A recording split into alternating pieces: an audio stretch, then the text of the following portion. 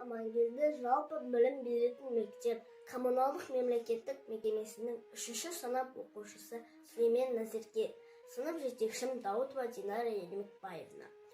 Мысық пен ет. Авторы Мағжан Жұмабаев.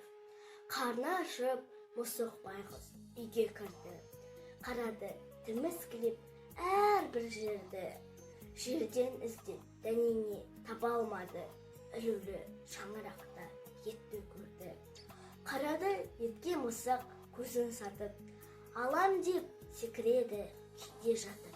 Құдайға өкпелейді, қол бермедің, алар ем деп бұл етті ағаш атып. Не керек, ала алмады, азаптанды, ашудан өле жаздап азақ қалды. Қайтсе де ала алмасын білгеннен соң, мысығың өзіне өзі тоқтау салды.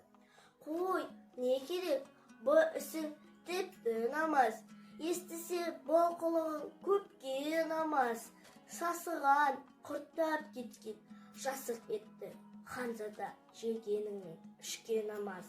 Асылды қолға түспей жасық деуші, қолға түссе жасықты майдай жеуші. Артынан арқан бойы шығып тұрып, өз үйінде сабасын сыр бермеуші.